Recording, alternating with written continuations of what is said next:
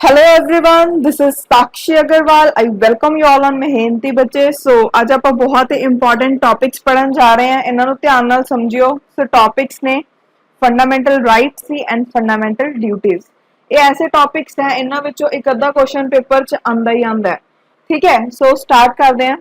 ਸਭ ਤੋਂ ਪਹਿਲਾਂ ਆਪਾਂ ਗੱਲ ਕਰਦੇ ਹਾਂ ਫੰਡਾਮੈਂਟਲ ਰਾਈਟਸ ਦੀ। ਆਪਾਂ ਮੇਨ ਚੀਜ਼ਾਂ ਪੜਾਂਗੇ ਜਿਨ੍ਹਾਂ ਉੱਪਰ ਪੇਪਰ 'ਚ ਕੁਐਸਚਨ ਪੁੱਛੇ ਜਾਂਦੇ ਆ। ਦੇਖੋ, ਫੰਡਾਮੈਂਟਲ ਰਾਈਟਸ ਦੇ ਉੱਪਰ ਨਾ ਇੱਕ ਸਭ ਤੋਂ ਇੰਪੋਰਟੈਂਟ ਕੁਐਸਚਨ ਇਹ ਪੁੱਛਿਆ ਜਾਂਦਾ ਹੈ ਕਿ ਫੰਡਾਮੈਂਟਲ ਰਾਈਟਸ ਜਿਹੜੇ ਨੇ, ਰਾਈਟਸ ਕੀ ਹੁੰਦੇ ਆ? ਅਧਿਕਾਰ। ਠੀਕ ਹੈ, ਫੰਡਾਮੈਂਟਲ ਰਾਈਟਸ ਕੀ ਹੋਗੇ ਕਿ ਜੋ ਇੰਡੀਅਨ ਸਿਟੀਜ਼ਨਸ ਨੂੰ ਅਧਿਕਾਰ ਨੇ। ਓਕੇ, ਹੁਣ ਦੇਖੋ, ਜਿਹੜੇ ਇਹ ਅਧਿਕਾਰ ਹੈ, ਫੰਡਾਮੈਂਟਲ ਰਾਈਟਸ ਹੈ, ਇਹ ਕਨਸਟੀਟਿਊਸ਼ਨ 'ਚ ਕਿਹੜੇ ਪਾਰਟ 'ਚ ਪ੍ਰੈਜ਼ੈਂਟ ਹੈ? ਸੋ ਇਹ ਕਨਸਟੀਟਿਊਸ਼ਨ ਦੇ ਪਾਰਟ 3 ਵਿੱਚ ਪ੍ਰੈਜ਼ੈਂਟ ਹੈ।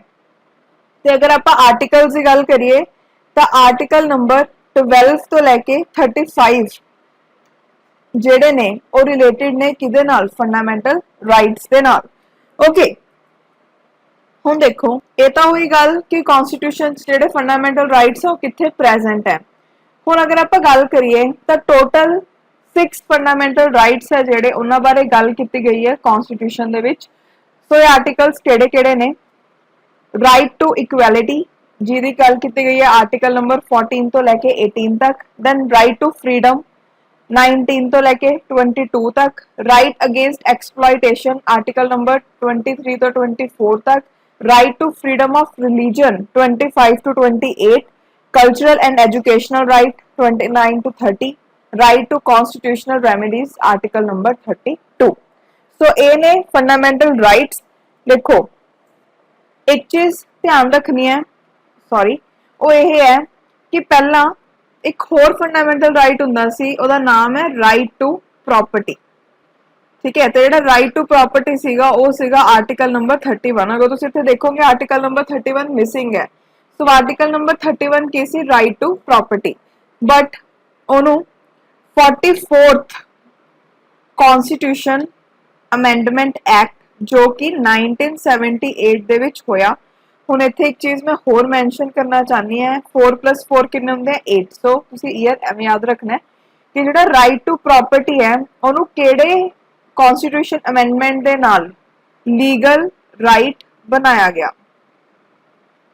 44th ਕਨਸਟੀਟਿਊਸ਼ਨ ਅਮੈਂਡਮੈਂਟ ਐਕਟ ਦੇ ਨਾਲ। ਓਕੇ, ਸੋ ਇਹ ਚੀਜ਼ ਯਾਦ ਰੱਖਿਓ कि राइट टू प्रॉपर्टी जो कि पहला आर्टिकल नंबर 31 च प्रेजेंट सी, ओनू 44th constitution amendment act they नाल लीगल राइट बनाया गया। केड़े आर्टिकल दे अंदर? सो आर्टिकल है 300 ए ते पार्ट केड़ा कॉन्स्टिट्यूशन दा?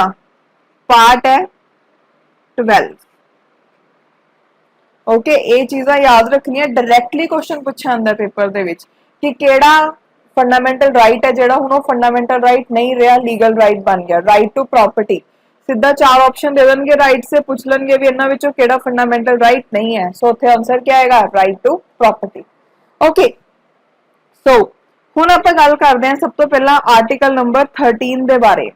ठीक है, जेड़ा आर्टिकल नंबर 13 है ना, उहदे विच गल कीती गई है लॉज दी जो कि वायलेट करदे हैं फंडामेंटल राइट्स नूं।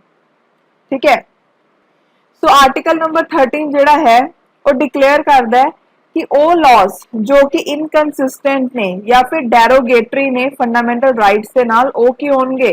वॉइड होंगे। मतलब उन्हां दा अपना कोई अस्तित्व नहीं होगा। ठीक है, हुण ऐसा कौन या ऐसी केड़ी अथॉरिटी होगी जेड़ी कि किसी लॉ नू इनवैलिड करार दोगी?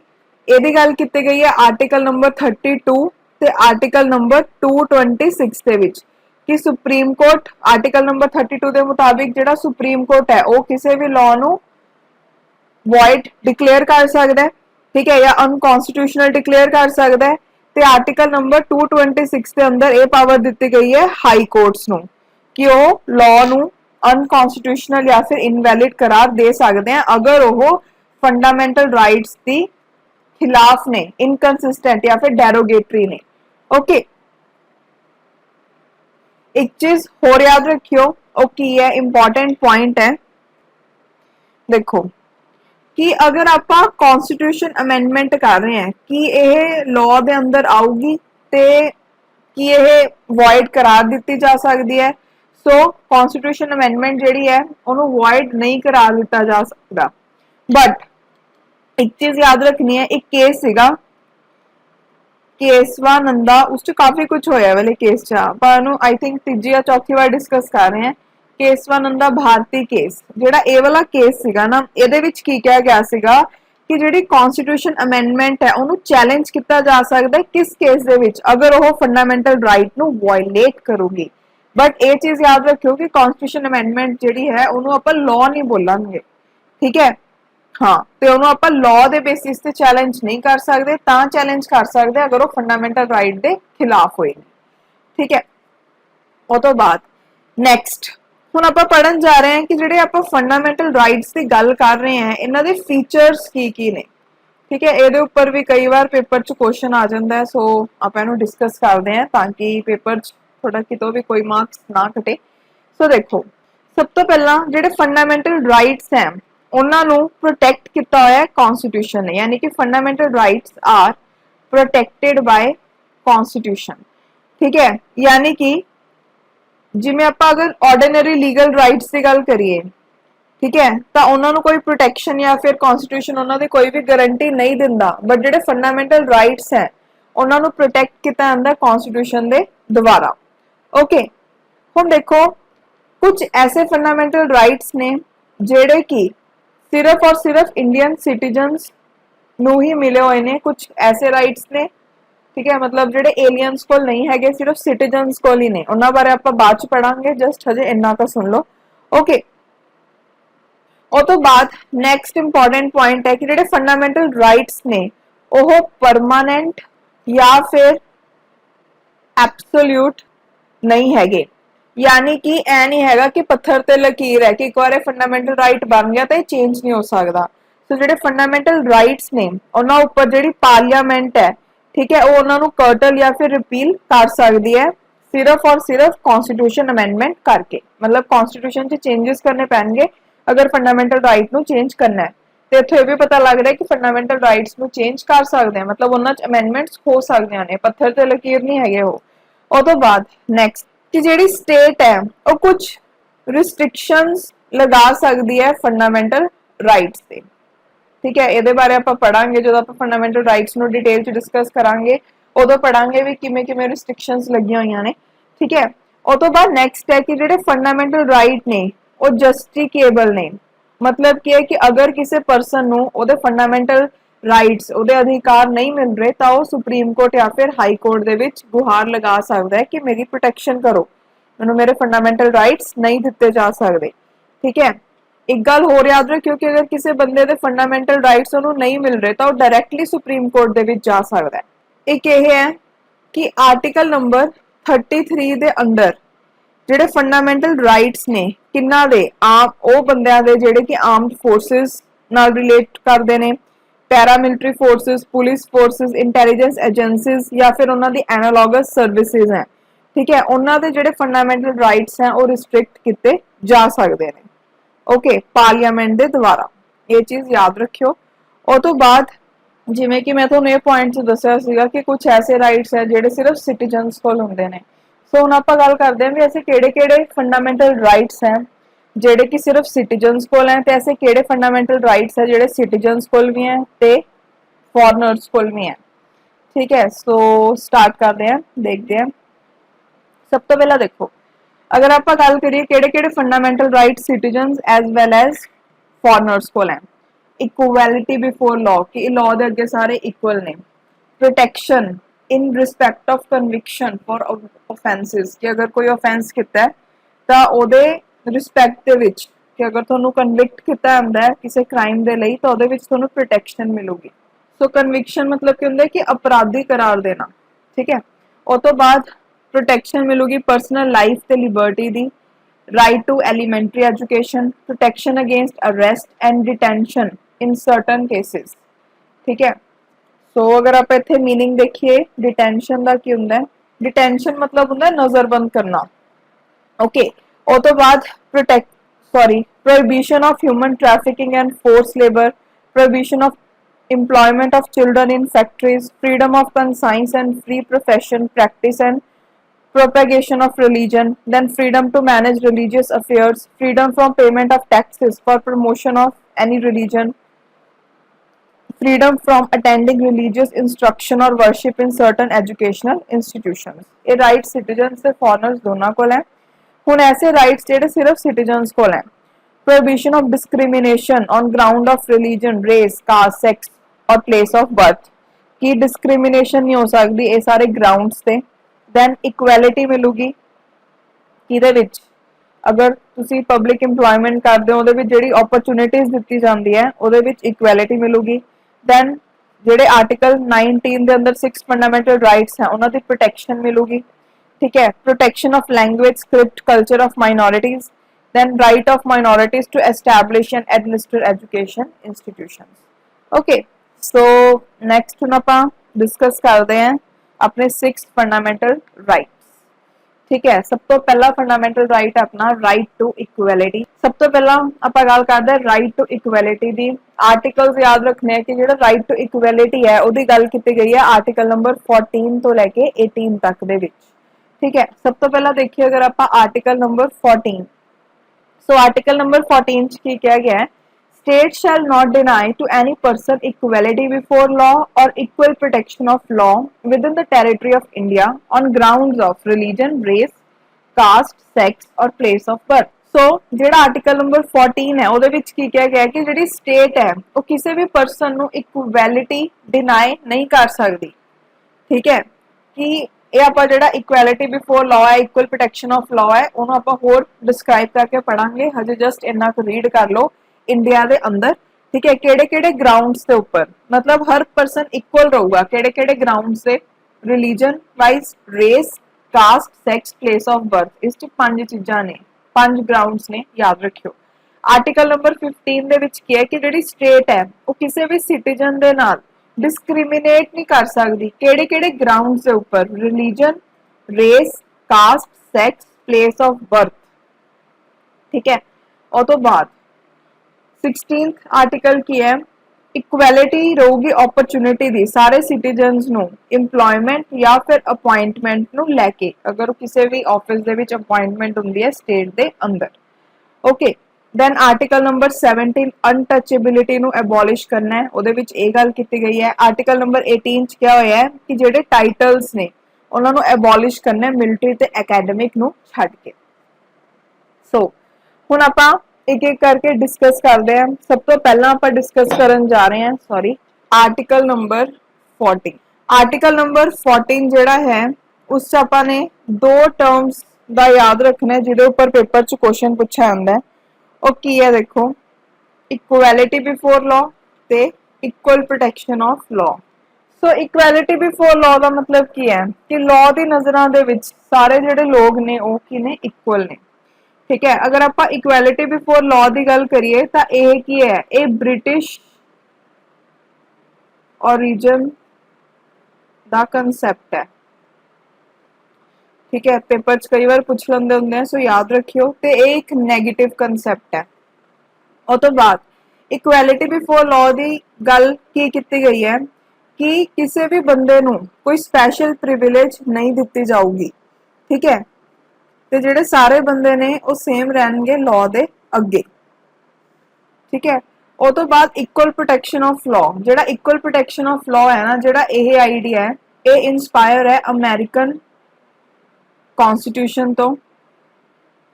ठीक है, ते एक पॉजिटिव कंसैप्ट है इक्वल प्रोटेक्शन ऑफ लॉ कि जेड़ा लॉ है उन्होंने इक्वली प्रोटेक्ट किया जाऊगा। ठीक है, ते सारियां नू हर सरकमस्टांस के अगे इक्वली ट्रीट किया जाऊगा। ओके, ते इत्थे ना एक छोटी जी चीज याद रखियो कि तुहानू पेपर च पूछा जावे रूल ऑफ लॉ दे बारे। जेड़ा रूल ऑफ लॉ है, ठीक है, इनू प्रोपाउंड किया सी किने, ए.वी. डाइसी ने। बस इन्ना का याद रखना है, ਇਹਦੇ ਉੱਪਰ ਕਈ ਵਾਰ ਪੇਪਰ 'ਚ ਕੁਐਸਚਨ ਆ ਜਾਂਦਾ ਹੈ। ਓਕੇ, ਉਹ ਤੋਂ ਬਾਅਦ ਹੁਣ ਨੈਕਸਟ ਆਪਾਂ ਗੱਲ ਕਰਦੇ ਹਾਂ ਆਰਟੀਕਲ ਨੰਬਰ 15 ਦੀ। ਆਰਟੀਕਲ ਨੰਬਰ ਜਿਹੜਾ 15 ਹੈ ਉਹ ਹੈ ਕਿ ਪ੍ਰੋਹਿਬਿਸ਼ਨ ਆਫ ਡਿਸਕ੍ਰਿਮੀਨੇਸ਼ਨ। ਠੀਕ ਹੈ, ਕਿ ਇਹ ਆਰਟੀਕਲ ਕੀ ਕਹਿੰਦਾ ਵੀ ਕਿਸੇ ਨਾਲ ਵੀ ਡਿਸਕ੍ਰਿਮੀਨੇਟ ਨਹੀਂ ਕੀਤਾ ਜਾਊਗਾ race, religion, caste, place of birth, sex या फिर इन्हां विचों कोई भी। ओके, ਤੇ ਇਹਦੇ ਵਿੱਚ ਇੱਕ ਹੋਰ ਗੱਲ ਕਹੀ ਗਈ ਹੈ ਕਿ ਜਿਹੜੀ ਪਬਲਿਕ ਪਲੇਸਿਸ ਹੈ ਉੱਥੇ ਸਾਰਿਆਂ ਨੂੰ ਇਕੁਅਲ ਅਸੈਸ ਹੈ। ਠੀਕ ਹੈ, ਕਿ ਜਿਹੜੇ ਟੈਂਕਸ, ਵੈਲਸ, ਘਾਟਸ ਵਗੈਰਾ ਜੋ ਵੀ ਸਟੇਟ ਦੇ ਦੁਆਰਾ ਐਡਮਿਨਿਸਟਰ ਕੀਤੇ ਜਾਂਦੇ ਹੈ, ਜੋ ਜਨਰਲ ਪਬਲਿਕ ਲਈ ਓਪਨ ਨੇ, ਉਹਨਾਂ ਨੂੰ ਸਾਰੇ ਲੋਕ ਇਕੁਅਲੀ ਅਸੈਸ ਕਰ ਸਕਦੇ ਆ। ਤੇ ਇਹਦੇ ਵਿੱਚ ਇੱਕ ਹੋਰ ਗੱਲ ਕੀਤੀ ਗਈ ਹੈ ਆਰਟੀਕਲ ਨੰਬਰ 15 ਦੇ ਵਿੱਚ। ਦੇਖੋ ਆਰਟੀਕਲ ਨੰਬਰ 15 ਚ ਇਹ ਜ਼ਰੂਰ ਕਿਹਾ ਗਿਆ ਕਿ ਆਪਾਂ ਨੇ ਡਿਸਕ੍ਰਿਮੀਨੇਸ਼ਨ ਨਹੀਂ ਕਰਨਾ, ਇਹ ਵਾਲੇ ਸਾਰੇ ਗਰਾਊਂਡਸ ਦੇ ਬੇਸਿਸ ਤੇ। ਤੇ ਇਹਦੇ ਵਿੱਚ ਇੱਕ ਹੋਰ ਗੱਲ ਕਹੀ ਗਈ ਹੈ ਕਿ ਵਿਮਨ, ਚਿਲਡਰਨ ਤੇ ਜਿਹੜੇ ਬੈਕਵਰਡ ਕਲਾਸਿਸ ਦੇ ਲੋਕ ਹੈ ਉਹਨਾਂ ਲਈ ਸਪੈਸ਼ਲ ਪ੍ਰੋਵੀਜ਼ਨਸ ਸਟੇਟ ਕ੍ਰੀਏਟ ਕਰ ਸਕਦੀ ਹੈ। ਠੀਕ ਹੈ, ਉਹ ਤੋਂ ਬਾਅਦ ਨੈਕਸਟ ਹੁਣ ਆਪਾਂ ਗੱਲ ਕਰਦੇ ਹਾਂ ਆਰਟੀਕਲ ਨੰਬਰ 16 ਦੀ। ਆਰਟੀਕਲ ਨੰਬਰ 16 ਕੀ ਕਹਿੰਦਾ ਹੈ ਕਿ ਇਕੁਐਲਿਟੀ ਹੋਣੀ ਚਾਹੀਦੀ ਹੈ opportunity the in matters of public employment. ਠੀਕ ਹੈ, ਮਤਲਬ ਜੌਬ ਦੇ ਵਿੱਚ ਸਾਰਿਆਂ ਨੂੰ ਇਕੁਅਲੀ ਟ੍ਰੀਟ ਕੀਤਾ ਜਾਵੇ, ਮਤਲਬ ਸਭ ਨੂੰ ਇਕੁਅਲ ਓਪਰਚੁਨਿਟੀਜ਼ ਮਿਲਣ ਜੌਬ ਦੇ ਵਿੱਚ। ਓਕੇ, ਮਤਲਬ ਇੰਪਲੋਇਮੈਂਟ ਓਪਰਚੁਨਿਟੀ ਸਭ ਨੂੰ ਸੇਮ ਮਿਲਣ। ਇੱਕ ਚੀਜ਼ ਇਹਦੇ ਵਿੱਚ ਯਾਦ ਰੱਖਿਓ ਉਹ ਇਹ ਹੈ, ਇਹਦੇ ਵਿੱਚ ਵੀ ਉਹ ਸਾਰੇ ਗਰਾਊਂਡਸ ਤਾਂ ਰਹਿਣਗੇ ਹੀ ਰਹਿਣਗੇ ਜੋ ਆਪਾਂ ਨੇ ਪਹਿਲਾਂ ਡਿਸਕਸ ਕੀਤੇ, ਵੀ ਕਿਸੇ ਵੀ ਸਿਟੀਜ਼ਨ ਨੂੰ ਡਿਸਕ੍ਰਿਮੀਨੇਟ ਨਹੀਂ ਕੀਤਾ ਜਾਊਗਾ ਕਿਹੜੇ ਕਿਹੜੇ ਗਰਾਊਂਡਸ ਦੇ ਉੱਪਰ, race, religion, caste, sex, place of birth या फिर रेजिडेंस।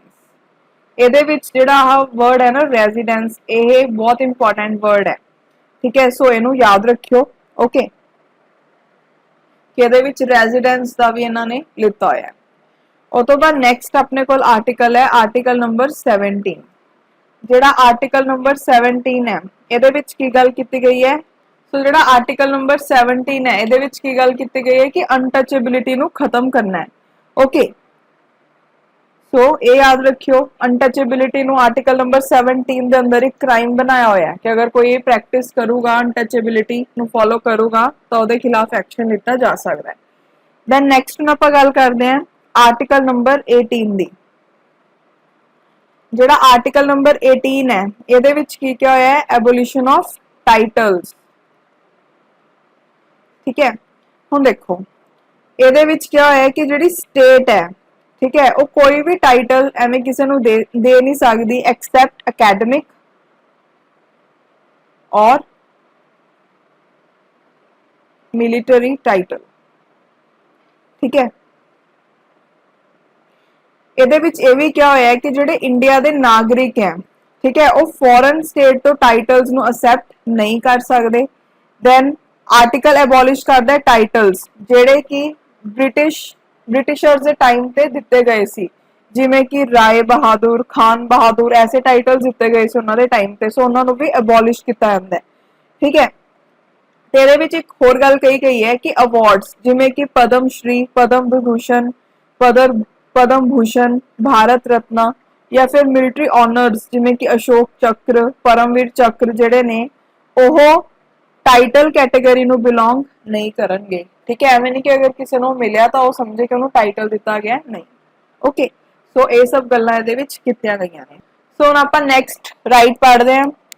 ਨੈਕਸਟ ਹੈਗਾ right to freedom. Article number 19 ਤੋਂ ਲੈ ਕੇ 22 ਤੱਕ ਇਹਦੀ ਗੱਲ ਕੀਤੀ ਗਈ ਹੈ। ਓਕੇ, ਹੁਣ ਦੇਖੋ ਇਹਦੇ ਵਿੱਚ ਕਿਹੜੇ ਕਿਹੜੇ ਆਰਟੀਕਲਸ ਆਉਂਦੇ ਆ। ਸਭ ਤੋਂ ਪਹਿਲਾਂ ਅਗਰ ਆਪਾਂ ਗੱਲ ਕਰੀਏ ਆਰਟੀਕਲ ਨੰਬਰ 19 ਹੈ।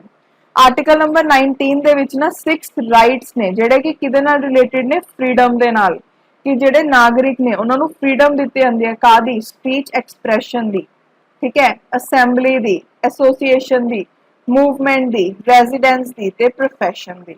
ਆਰਟੀਕਲ ਨੰਬਰ 20 ਇਹਦੇ ਵਿੱਚ ਕੀ ਹੋਇਆ ਹੈ ਕਿ ਪ੍ਰੋਟੈਕਸ਼ਨ ਦਿੱਤੀ ਜਾਊਗੀ ਕਨਵਿਕਸ਼ਨ ਨੂੰ ਲੈ ਕੇ।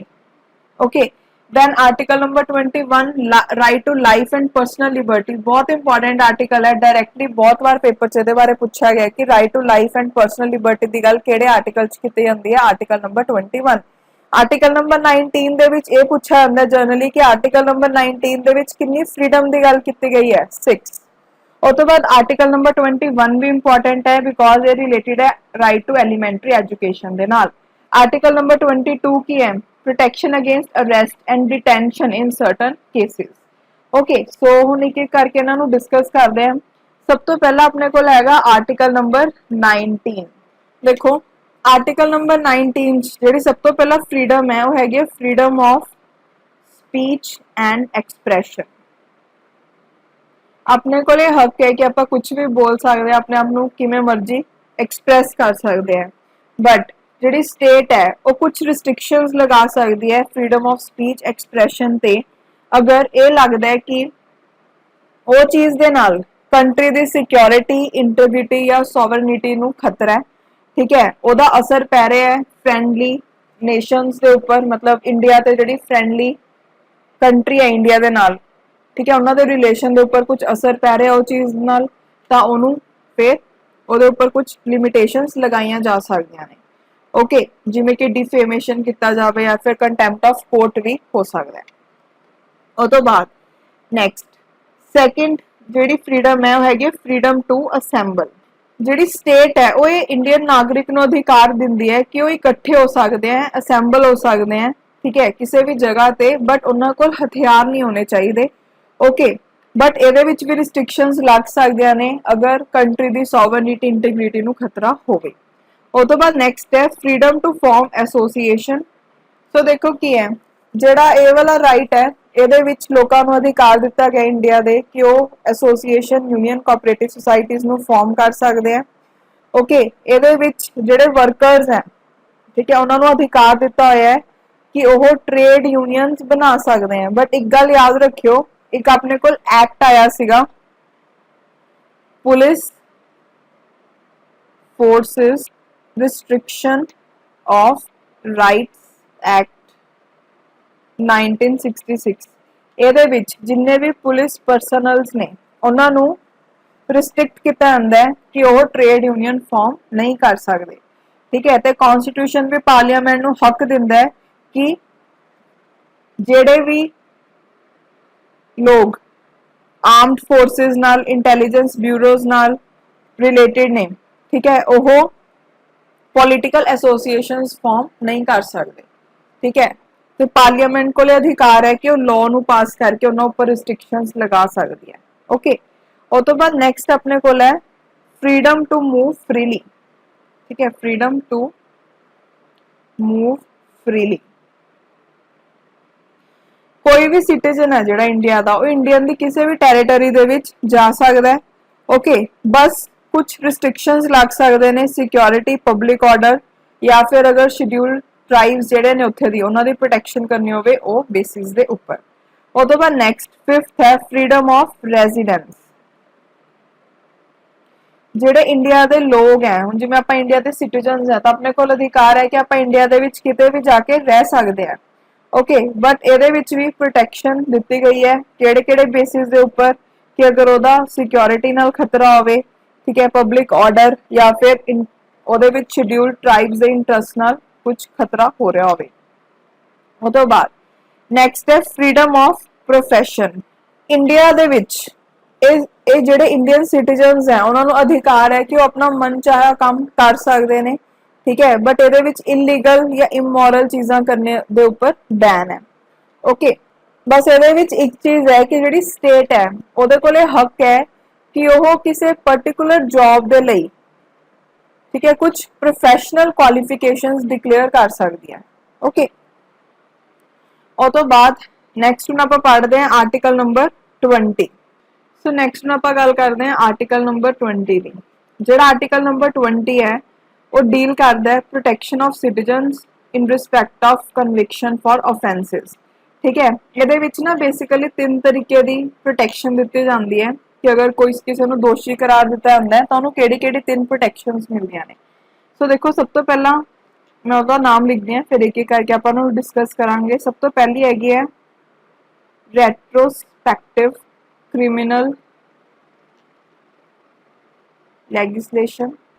Second one is double jeopardy. Third one is prohibition against self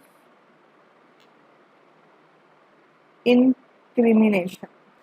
So देखो, ਜਿਹੜਾ ਫਸਟ ਹੈ retrospective criminal legislation, ਇਹਦੇ ਵਿੱਚ ਕੀ ਹੈ ਕਿ ਸਪੋਜ਼ ਕਿਸੇ ਪਰਸਨ ਨੇ ਕ੍ਰਾਈਮ ਕੀਤਾ, ਠੀਕ ਹੈ, ਤੇ ਜਦੋਂ ਉਹਨੇ ਕ੍ਰਾਈਮ ਕੀਤਾ ਤਾਂ ਜੋ ਉਹਨੇ ਕ੍ਰਾਈਮ ਕੀਤਾ ਉਸ ਟਾਈਮ ਤੇ ਉਦੋਂ 2 ਸਾਲ ਦੀ ਸਜ਼ਾ ਹੁੰਦੀ ਸੀ ਉਹ ਕ੍ਰਾਈਮ ਦੀ, ਬਟ ਹੁਣ ਉਹ ਆਪਣੀ 2 ਸਾਲ ਦੀ ਸਜ਼ਾ ਕੱਟ ਰਿਹਾ ਹੈ ਤੇ ਉਹ ਸਜ਼ਾ ਕੱਟਣ ਦੇ ਦੌਰਾਨ ਅਗਰ ਇੱਕ ਹੋਰ ਐਸਾ ਐਕਟ ਆ ਜਾਂਦਾ ਹੈ ਕਿ ਹੁਣ ਤੋਂ ਉਹ ਕ੍ਰਾਈਮ ਦੀ 4 ਸਾਲ ਦੀ ਸਜ਼ਾ ਹੈ, ਤਾਂ ਇਹਦਾ ਮਤਲਬ ਇਹ ਨਹੀਂ ਹੈਗਾ ਕਿ ਹੁਣ ਉਹਦੀ ਸਜ਼ਾ ਜਿਹੜੀ ਆ ਉਹ 2 ਸਾਲ ਤੋਂ ਵੱਧ ਕੇ 4 ਸਾਲ ਦੀ ਹੋ ਜੂਗੀ। ਕਹਿਣ ਦਾ ਮਤਲਬ ਕੀ ਹੈ ਕਿ ਜਦੋਂ ਕਿਸੇ ਨੇ ਕ੍ਰਾਈਮ ਕੀਤਾ ਉਸ ਟਾਈਮ ਤੇ ਜਿਹੜੇ ਕ੍ਰਾਈਮ ਦੀ ਜਿਹੜੀ ਸਜ਼ਾ ਸੀ ਉਹਨੂੰ ਉਨੀ ਹੀ ਮਿਲੂਗੀ। ਅਗਰ ਐਕਟ ਉਹਨੂੰ ਸਜ਼ਾ ਮਿਲਣ ਤੋਂ ਬਾਅਦ ਆਉਂਦਾ ਤਾਂ ਇਹਦਾ ਉਤੇ ਜਿਹੜਾ ਉਹਨੇ ਕ੍ਰਾਈਮ ਕੀਤਾ ਉਹਦੇ ਉੱਪਰ ਕੋਈ ਅਸਰ ਨਹੀਂ ਪਊਗਾ। ਉਦੋਂ ਬਾਅਦ ਸੈਕਿੰਡ ਹੈ ਡਬਲ ਜਿਓਪਾਰਡੀ। ਡਬਲ ਜਿਓਪਾਰਡੀ ਜਿਹੜਾ ਹੈ ਇਹਦੇ ਵਿੱਚ ਕੀ ਕਿਹਾ ਗਿਆ ਹੈ ਕਿ ਕਿਸੇ ਵੀ ਪਰਸਨ ਨੂੰ ਇੱਕ ਆਫੈਂਸ ਦੀ ਡਬਲ ਸਜ਼ਾ ਨਹੀਂ ਮਿਲ ਸਕਦੀ। ਸੋ ਥਰਡ ਹੈ ਸੈਲਫ ਇਨਕ੍ਰਿਮੀਨੇਸ਼ਨ। ਸੈਲਫ ਇਨਕ੍ਰਿਮੀਨੇਸ਼ਨ ਚ ਕੀ ਹੈ ਕਿ ਕਿਸੇ ਵੀ ਪਰਸਨ ਨੂੰ ਫੋਰਸਫੁਲੀ ਇਹ ਨਹੀਂ ਮਨਵਾਇਆ ਜਾ ਸਕਦਾ ਕਿ ਉਹਨੂੰ ਮਨਵਾਇਆ ਜਾਵੇ ਕਿ ਤੂੰ ਇਹ ਕ੍ਰਾਈਮ ਕੀਤਾ ਹੈ। ਓਕੇ, ਸੋ ਇਹ ਤਿੰਨ ਚੀਜ਼ਾਂ ਯਾਦ ਰੱਖਿਓ। ਉਸ ਤੋਂ ਬਾਅਦ ਨੈਕਸਟ ਨੂੰ ਆਪਾਂ ਗੱਲ ਕਰਦੇ ਹਾਂ ਆਰਟੀਕਲ ਨੰਬਰ 21 ਦੀ, ਜੋ ਕਿ ਬਹੁਤ ਹੀ ਇੰਪੋਰਟੈਂਟ ਹੈ। ਆਰਟੀਕਲ ਨੰਬਰ ਜਿਹੜਾ 21 ਹੈ ਉਹ ਕੀ ਕਹਿੰਦਾ ਹੈ ਵੀ ਕਿਸੇ ਵੀ ਪਰਸਨ ਤੋਂ ਉਹਦੀ ਲਾਈਫ ਤੇ ਉਹਦੀ ਪਰਸਨਲ ਲਿਬਰਟੀ ਜਿਹੜੀ ਹੈ ਉਹ ਸਟੇਟ ਨਹੀਂ ਛਿਨ ਸਕਦੀ ਕਿਸੇ ਵੀ ਲਾਅ ਨੂੰ ਬਣਾ ਕੇ। ਓਕੇ, ਤੇ ਇੱਕ ਗੱਲ ਹੋਰ ਯਾਦ ਰੱਖਿਓ ਕਿ ਜਿਹੜਾ ਫੰਡਾਮੈਂਟਲ ਰਾਈਟ ਹੈ ਆਰਟੀਕਲ ਨੰਬਰ 21 ਇਹ ਸਭ ਤੋਂ ਇੰਪੋਰਟੈਂਟ ਰਾਈਟ ਹੈ, ਬਿਕੋਜ਼ ਅਗਰ ਆਪਣੇ ਕੋਲ ਰਾਈਟ ਟੂ ਲਾਈਫ ਹੀ ਨਹੀਂ ਹੋਊਗਾ ਤਾਂ ਸਾਰੇ ਫੰਡਾਮੈਂਟਲ ਰਾਈਟਸ ਦਾ ਕੋਈ ਮਤਲਬ ਹੀ ਨਹੀਂ ਹੋਊਗਾ। ਸੋ ਸਭ ਤੋਂ ਇੰਪੋਰਟੈਂਟ ਰਾਈਟ ਕਿਹੜਾ ਹੈ ਆਰਟੀਕਲ ਨੰਬਰ 21 ਦੇ ਅੰਦਰ, ਰਾਈਟ ਟੂ ਲਾਈਫ। ਉਹ ਤੋਂ ਬਾਅਦ ਹੁਣ ਆਪਾਂ ਗੱਲ ਕਰਦੇ ਹਾਂ ਆਰਟੀਕਲ ਨੰਬਰ 21A ਦੀ। ਠੀਕ ਹੈ, ਹੁਣ ਕਿਉਂਕਿ ਇੱਥੇ A ਆਇਆ ਨਾ, ਯਾਨੀ ਕਿ ਇੱਥੋਂ ਕੀ ਪਤਾ ਲੱਗ ਰਿਹਾ ਕਿ ਇਹਨੂੰ ਅਮੈਂਡ ਕੀਤਾ ਗਿਆ ਕਨਸਟੀਟਿਊਸ਼ਨ ਨੂੰ, ਇਹਨੂੰ ਐਡ ਕਰਨ ਦੇ ਲਈ। ਸੋ ਜਿਹੜਾ ਆਰਟੀਕਲ ਨੰਬਰ 21A ਹੈ ਉਹ ਕਨਸਟੀਟਿਊਸ਼ਨ ਦੇ ਵਿੱਚ ਕਿਹੜੇ ਅਮੈਂਡਮੈਂਟ ਦੇ ਨਾਲ ਐਡ ਹੋਇਆ? ਉਹ ਅਮੈਂਡਮੈਂਟ ਸੀਗੀ 86th ਕਨਸਟੀਟਿਊਸ਼ਨ ਅਮੈਂਡਮੈਂਟ ਐਕਟ, ਜੋ ਕਿ 2002 ਦੇ ਵਿੱਚ ਆਈ ਸੀ। ਓਕੇ, ਤੇ ਜਿਹੜਾ ਆਰਟੀਕਲ ਨੰਬਰ 21A ਹੈ ਇਹਦੇ ਵਿੱਚ ਕੀ ਕਿਹਾ ਗਿਆ ਕਿ ਜਿਹੜੀ ਸਟੇਟ ਹੈ ਉਹ ਫ੍ਰੀ ਤੇ ਕੰਪਲਸਰੀ ਐਜੂਕੇਸ਼ਨ ਪ੍ਰੋਵਾਈਡ ਕਰੂਗੀ ਉਹ ਬੱਚਿਆਂ ਨੂੰ ਜਿਹੜੇ ਕਿ 6 ਤੋਂ ਲੈ ਕੇ 14 ਸਾਲ ਦੇ ਵਿੱਚ ਨੇ। ਇਹ ਬਹੁਤ ਇੰਪੋਰਟੈਂਟ ਹੈ, ਯਾਦ ਰੱਖਿਓ। ਓਕੇ, ਇਹਦੇ ਵਿੱਚ ਕੌਣ ਪ੍ਰੋਵਾਈਡ ਕਰੂਗਾ ਫੈਸਿਲਿਟੀਜ਼? ਸਟੇਟ। ਉਹ ਤੋਂ ਬਾਅਦ ਨੈਕਸਟ ਨੂੰ ਆਪਾਂ ਗੱਲ ਕਰਦੇ ਹਾਂ ਆਰਟੀਕਲ ਨੰਬਰ 22 ਦੀ। ਦੇਖੋ ਜਿਹੜਾ ਆਰਟੀਕਲ ਨੰਬਰ 22 ਹੈ ਇਹ ਕਿਹਦੇ ਨਾਲ ਰਿਲੇਟਡ ਹੈ? Protection against arrest and detention in certain cases। सो ਇਹਦੇ ਵਿੱਚ ਪ੍ਰੋਟੈਕਸ਼ਨ ਦਿੱਤੀ ਜਾਂਦੀ ਹੈ ਅਰੈਸਟ ਤੇ ਡਿਟੈਂਸ਼ਨ। ਡਿਟੈਂਸ਼ਨ ਦਾ ਮਤਲਬ ਕੀ ਹੁੰਦਾ? ਨਜ਼ਰਬੰਦ ਕਰਨਾ। ਸੋ ਦੇਖੋ ਸਭ ਤੋਂ ਪਹਿਲੀ ਗੱਲ, ਜਿਹੜਾ ਇਹ ਰਾਈਟ ਹੈ ਇਹ ਸਿਟੀਜ਼ਨਸ ਤੇ ਨਾਨ ਸਿਟੀਜ਼ਨਸ ਦੋਨਾਂ ਕੋਲ ਹੈ। ਤੇ ਇਹ ਰਾਈਟ ਕਦੋਂ ਟੇਕ ਪਲੇਸ ਕਰਦਾ ਹੈ? ਜਦੋਂ ਕਿਸੇ ਬੰਦੇ ਨੂੰ ਅਰੈਸਟ ਕਰ ਲਿੱਤਾ ਗਿਆ ਹੋਵੇ। ਠੀਕ ਹੈ, ਹੁਣ ਇਹਦੇ ਵਿੱਚ ਨਾ ਆਪਣੇ ਕੋਲ ਕੁਝ ਹੋਰ ਇੰਪੋਰਟੈਂਟ ਚੀਜ਼ਾਂ ਨੇ, ਜਿਵੇਂ ਕਿ ਸਭ ਤੋਂ ਪਹਿਲਾਂ ਆਪਾਂ ਗੱਲ ਕਰੀਏ article number 22 the part A।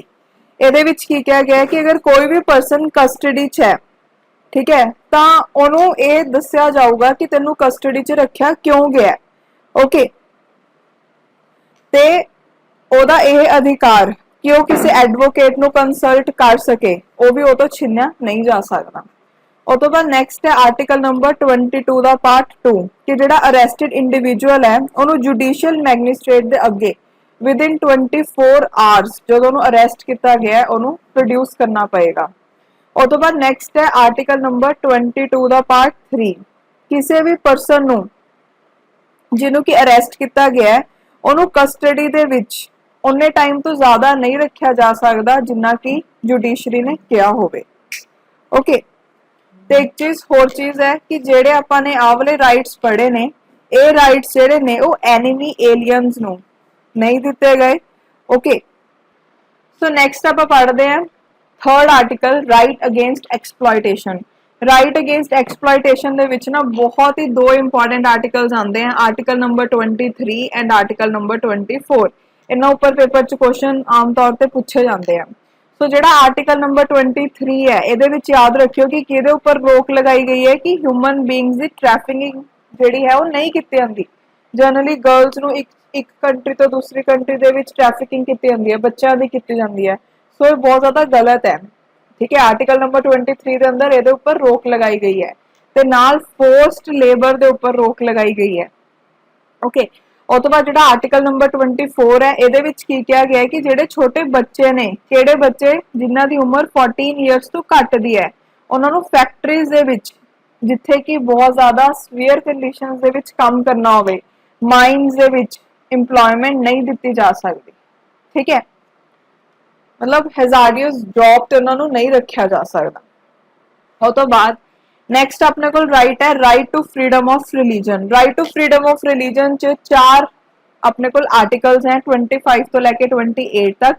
जिहड़ा आर्टिकल नंबर 25 है एक ही कहता है कि freedom of concise and free profession practice ते प्रोपागेशन ऑफ रिलीजन कि कोई भी परसन है उन्हें हक दिता जाता है कि वह अपनी मन मर्जी के रिलीजन को प्रैक्टिस कर सकता है।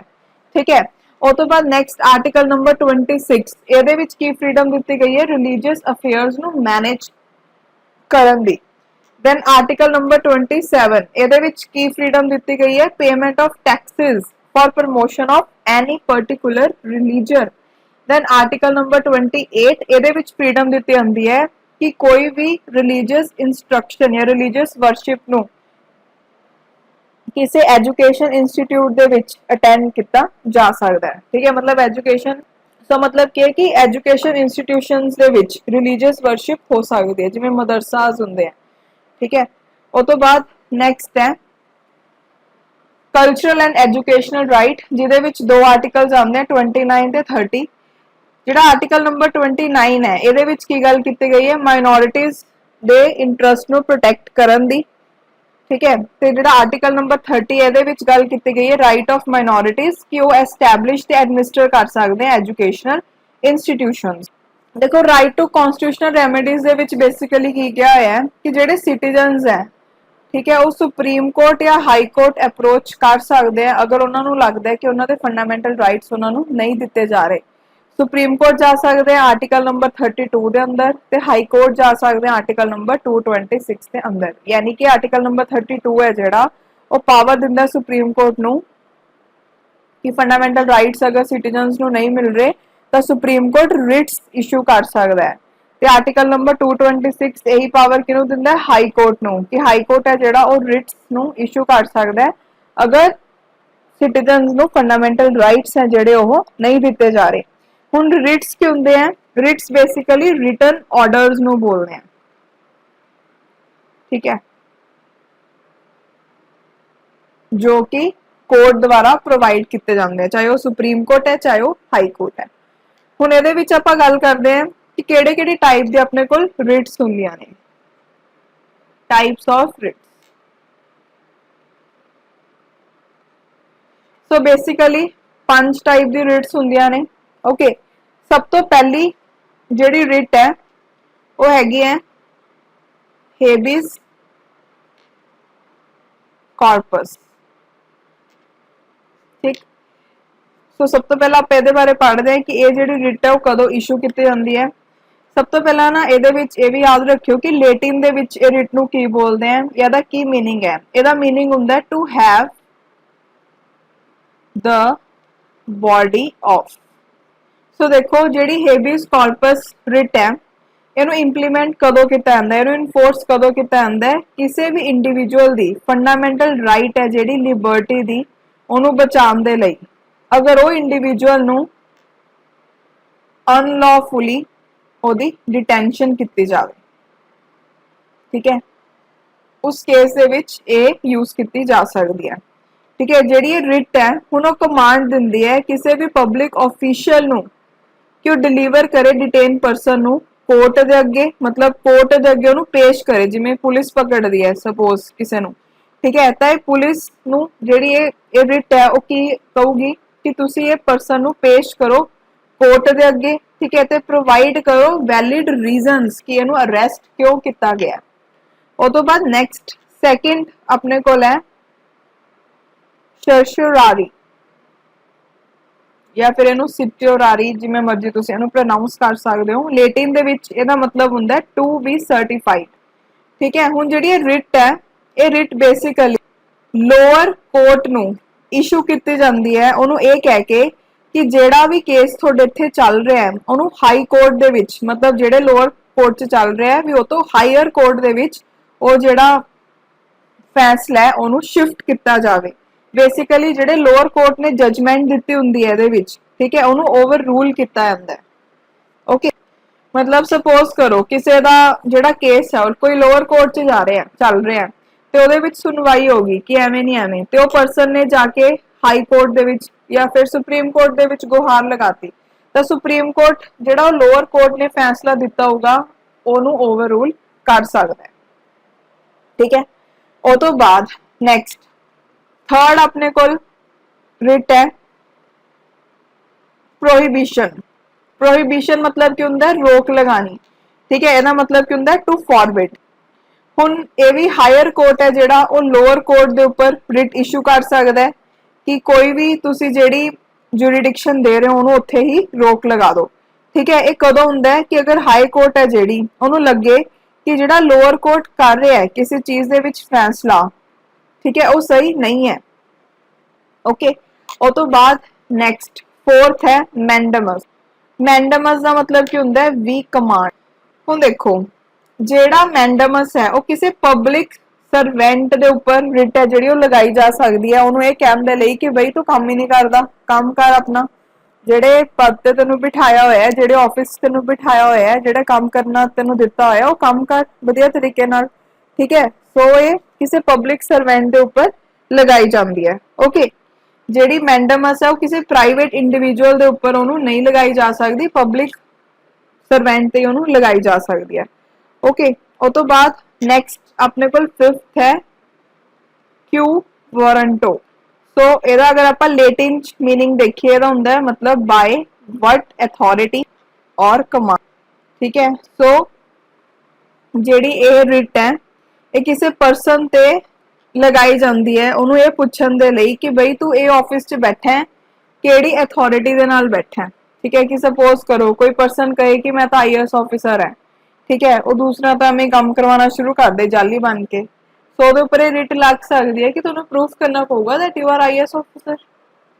ठीक है, सो ये मतलब हो गया कि कोई भी परसन है जो इलीगल वे दे नाल कोई पब्लिक ऑफिस नू ना हथियाले ਤਾਂ ਇਹ रिट है ਜਿਹੜੀ ਉਹ लगाई जाती है।